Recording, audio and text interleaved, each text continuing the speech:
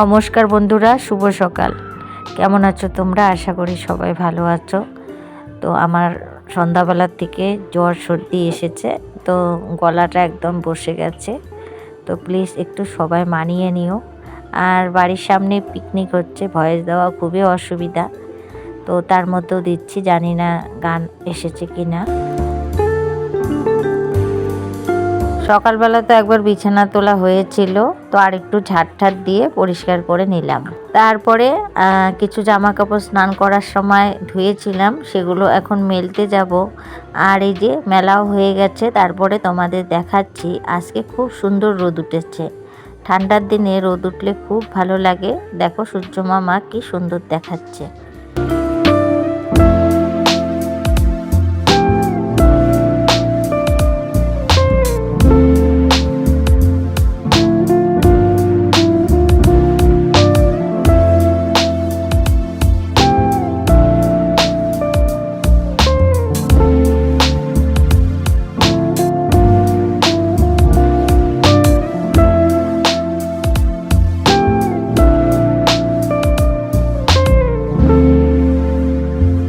আমি ঘর থেকে বের হয়েছি, কে জানি গ্রিলটা খুলে দিয়েছে। এই যে আমাদের ছোট্ট পুচকি বের হয়েছে।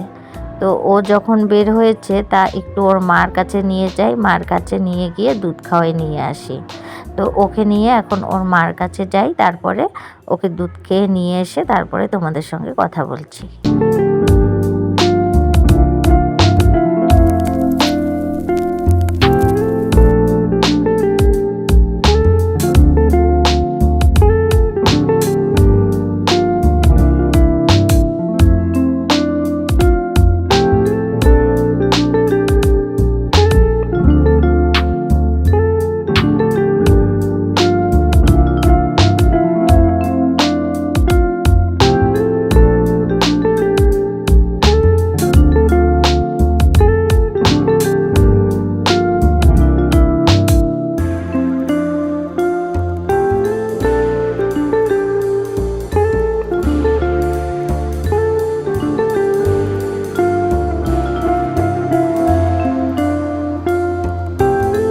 এই যে ছোট পুচকি দুধ খাওয়া হয়ে গেছে, এখন বাড়ি যাচ্ছি, ওকে কোলে নিয়ে যাচ্ছি। ওকে আদর করতে না খুব ভালো লাগে, ওকে নিলে আমার মনটা অনেক শান্তি লাগে। তো ওকে একটু আদর করতে করতে বাড়ি যাব।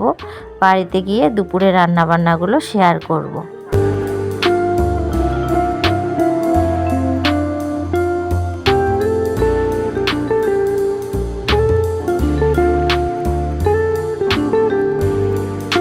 বাড়িতে এসে একটু বাসি ভাত ছিল, তো বড় মেয়ে বলছিল যে ভাত খাবে, তো বলছে কিছু একটা বানিয়ে দাও। তো বাসি ভাতটা একটু ভাজা করে দিচ্ছি। তো অল্পই ভাত ছিল, আমাদের দুই মামের হয়ে যাবে। আর ছোটো মেয়ে তো স্কুলে গেছে, আর ছেলে ওর জ্যাঠার বাড়িতে খেয়েছে। তাই দুইজনের জন্য বাসি ভাতটা ভেজে নিচ্ছি, ভেজে নিয়ে তারপরে দুইজনে মিলে খাবো।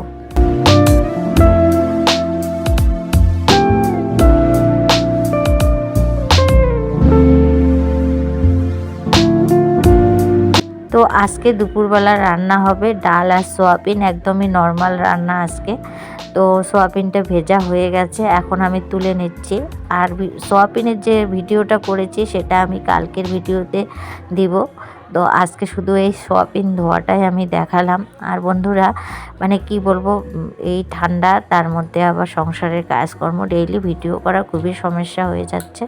তার মধ্যেও যতটুকু পাচ্ছি, একদিন ব্লগ ছাড়ছি, একদিন রান্নাবান্না ছাড়ছি, এরকম করে কিন্তু ভিডিওগুলো ছাড়ছি। তো আজকে এটাই দেখাবো, আর বাকিটা কালকে দেখাবো। তো এদিকে দেখো সুন্দর করে আমি কিন্তু সোয়াবিনগুলো গরম জল দিয়ে ধুয়ে চিপে চিপে নিচ্ছি। তো সোয়াবিনগুলো আর কি চেপা হয়ে গেছে। তারপরে এই যে দেখো সোয়াবিন কিন্তু আমি আলু দিয়ে রান্না করব। এই যে আলুটাও আমি শেয়ার করলাম। আর এদিকে দেখো পেঁয়াজ আর রসুন আমি ছুলে নিয়েছি। আর আমার শরীরটা আজকে দুপুর থেকে আর কি খারাপ চোখ মুখ জ্বলছে।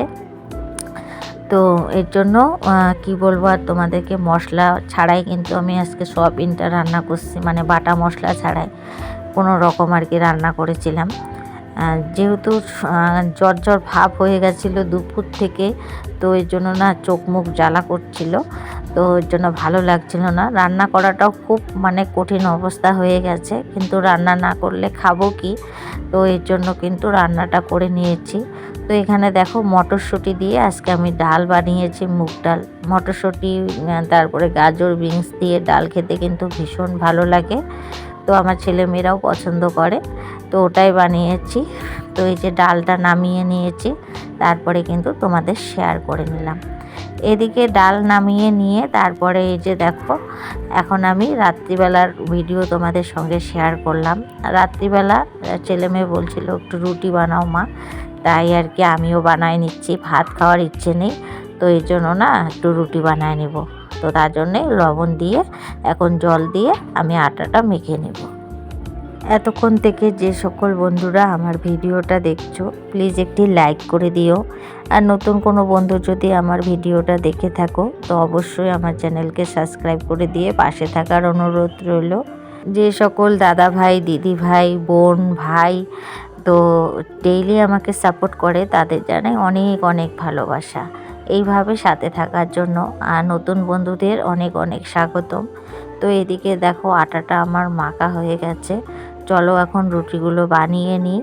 আর এই যে এক এক করে কিন্তু আমি রুটিগুলো প্রায় অনেকগুলোই বানিয়েছি, মানে অনেকগুলো বলতে কিছুটা বানার পরে আর বানাতে পারছিলাম না, তারপরে কিন্তু কিছুটা আটা রেখেও দিয়েছি, কারণ শরীরটা একদমই ভালো না, এর জন্যই। তো আর কি মোটামুটি একটু করে বলছি যে আর বানাবো না, যতটুকু হয়েছে সবাই মিলে ওটুকে খেয়ে নিই ভাগাভাগি করে, আর বানাবো না। দেখবে যখন শরীর ভালো থাকে না তখন কিন্তু কাজ করার এনার্জিটাও থাকে না। তো এদিকে দেখো এক এক করে রুটিগুলো বানিয়ে নিচ্ছি।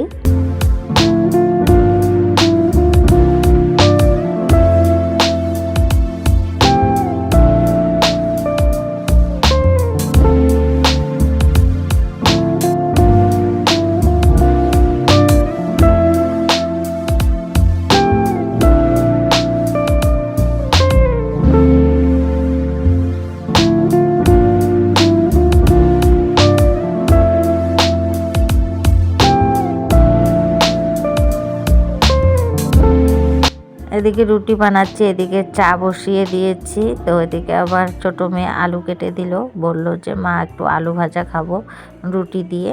তো আমি বললাম তাহলে কেটে দে, তাহলে বানাবো। তো আবার একটু আলু কেটে দিল, তারপরে কিন্তু এই যে আমি একটু আলু ভাজা করে নিচ্ছি।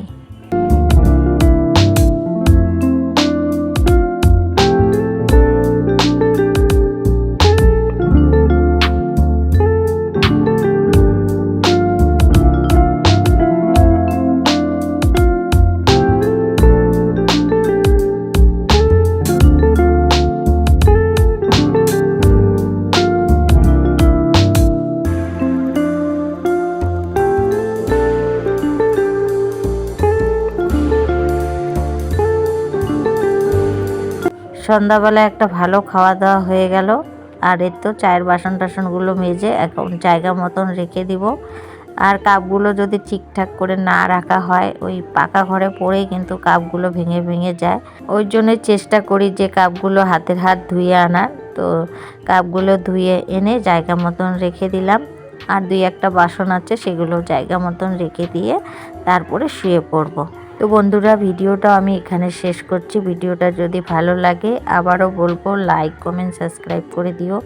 আর সবাই ভালো থেকো, সুস্থ থেকো। আবারও দেখা হবে নেক্সট ভিডিও।